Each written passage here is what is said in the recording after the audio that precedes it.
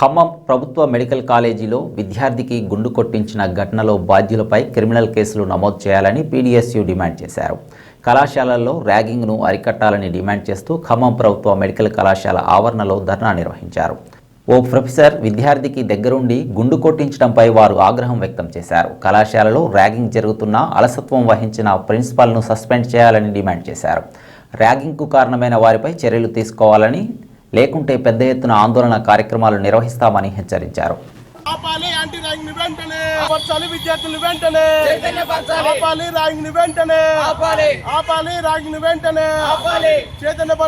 Suspend చేయాలి principal ని, అదే విధంగా ర్యాగింగ్ కి పాల్పడ్డ వైస్ ప్రొఫెసర్ ని వెంటనే సస్పెండ్ చేయాలి ప్రిన్సిపల్ ని, వైస్ ప్రొఫెసర్ ని వెంటనే సస్పెండ్ చేయాలి ప్రిన్సిపల్ ని, అసిస్టెంట్ ప్రొఫెసర్ ని, ర్యాగింగ్ కి పాల్పడ్డ వాళ్ళని వెంటనే సస్పెండ్ చేయాలి.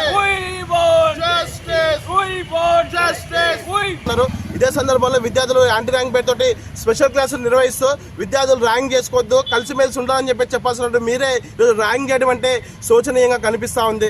అదేవిధంగా ఇక్కడ ఉన్న విద్యార్థుల్ని మీడియా వారు కావచ్చు, విద్యాసంఘ నాయకులు కావచ్చు, ఏం జరిగిందని చెప్పి తెలుసుకోవడానికి వచ్చిన సందర్భంలో ఇక్కడ ఉన్న ప్రిన్సిపాల్ కావచ్చు, ఇక్కడ ఉన్న సిబ్బంది కావచ్చు, దురుసుగా ప్రవర్తించడంతో పాటు కనీసం సమస్య చెప్పడానికి వచ్చినటువంటి విద్యార్థుల్ని భయభ్రాంతులకు గురి చేసే విధంగా, ఏ విధంగా అంటే మీరు వారికి కానీ ఎవరికైనా మీడియా వారికి కానీ వచ్చినటువంటి విద్యాసంఘ నాయకులు కానీ సమాచారం చెప్తే కనుక మీ మీద కఠిన చర్యలు తీసుకుంటామని చెప్పేసి, అదేవిధంగా మీకు మార్కులు తగ్గిస్తామని చెప్పేసి ఈరోజు చెప్తున్న పరిస్థితి కనిపిస్తూ ఉంది. మేము అడుగుతా ఉన్నాం, విద్యార్థుల పక్షాన్ని నిలబడుతున్న మీరు ఈ విధంగా చేపట్టడం అంటే ఇది చాలా దౌర్భాగ్య పరిస్థితి కనిపిస్తూ ఉంది. కాబట్టి తక్షణమే మీరు ఏదైతే ఉందో ర్యాంక్ చేసిన వాళ్ళ మీద క్రిమినల్ కేసులు నమోదు చేయాలి.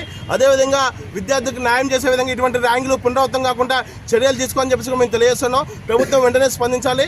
మెడికల్ కాదు ఇది, ఖమ్మం మెడికల్ కాదు ఇది, ఫస్ట్ది కాదు, ఇది చివరిది కాదు. మొన్న వరంగల్లో విద్యార్థి సూసైడ్ మరణించిన పరిస్థితి కనిపిస్తుంది ఇదే ర్యాంక్ పేరుతోటి.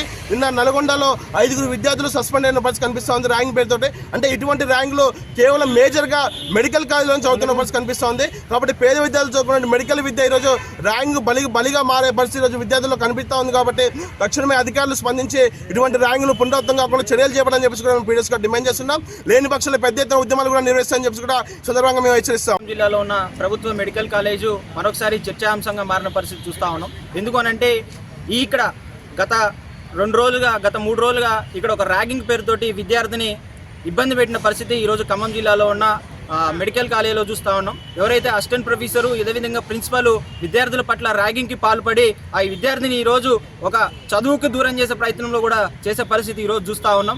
ఈరోజు ఎవరైతే ఇక్కడ ప్రిన్సిపల్, అదేవిధంగా ఎవరైతే అసిస్టెంట్ ప్రొఫెసర్ ఉన్నారో వీళ్ళని తక్షణమే వీళ్ళందరినీ కూడా సస్పెండ్ చేయాలి. సస్పెండ్ చేయకోకుండా మీరు ముందస్తుగా వీళ్ళని ఎంక్వైరీ చేసి అదేవిధంగా ఎంక్వైరీ కొనసాగిస్తున్నా అని చెప్పే పద్ధతిలో చెప్తా ఉన్నారు. ఇది కూడా తప్పు పద్ధతిగా మేము భావిస్తూ ఉన్నాం. మీరు ఏదైనా ఉంటే వీళ్ళని తక్షణమే సస్పెండ్ చేసి ఆ తర్వాత ఎంక్వైరీ కొనసాగించండి. ఈరోజు ఇక్కడికి వస్తా ఉన్న విద్యాసంఘ నాయకులు కావచ్చు, లేదంటే మీడియా మిత్రులు కావచ్చు, కనీసం లోపలికి రానికోకుండా ఈరోజు ఏం జరిగింది అనేది కూడా చెప్పని ప్రయత్నం చేస్తూ ఉన్నారు.